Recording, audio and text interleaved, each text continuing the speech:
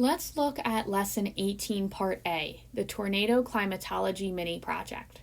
So this lesson itself is the mini project. So in Preview Assignment 18A, you analyzed a graph and read an article about U.S. tornado climatology. Now let's extend our exploration of tornado data.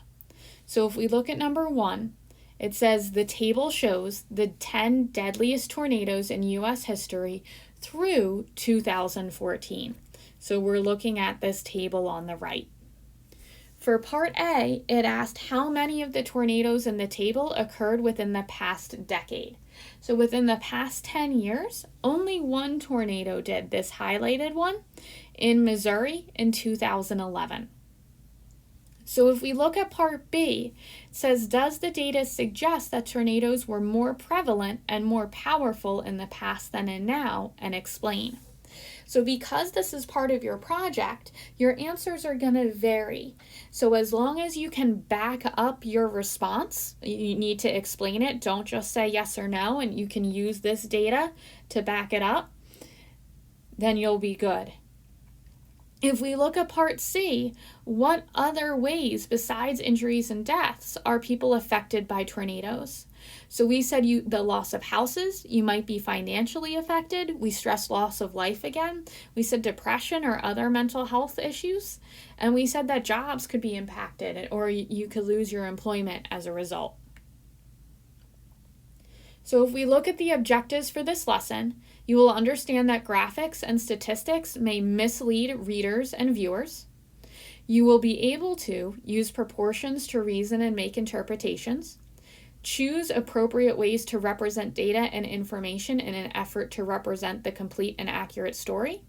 And write an informative, objective report that is appropriate for the audience.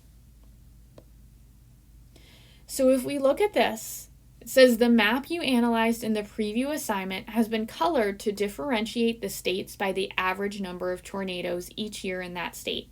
So we have the red, orange, pink, beige, bright green, and gray green, different colors. Notice it says it's the average annual number of tornadoes from the period of 1991 to 2010. So that doesn't mean that Texas had 155 tornadoes total from 1991 to 2010.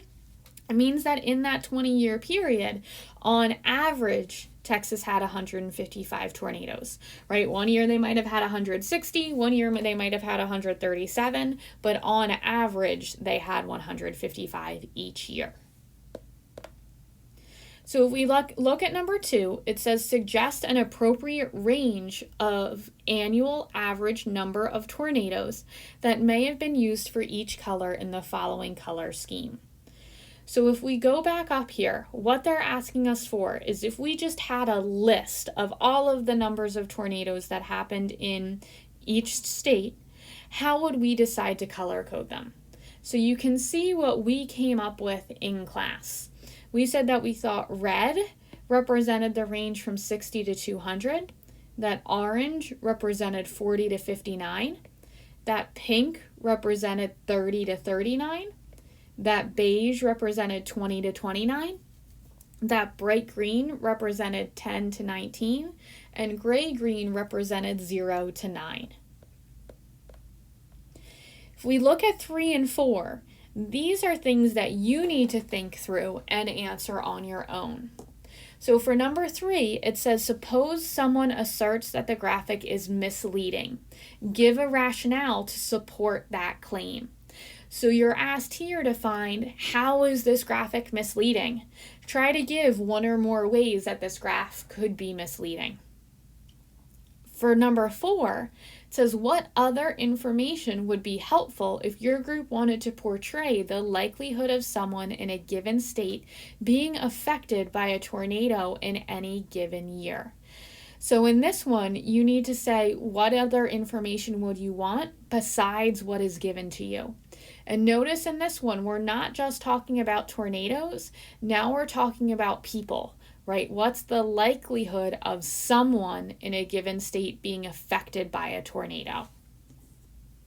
So once you complete this, the project itself is this lesson. So you're going to scan this lesson and submit it.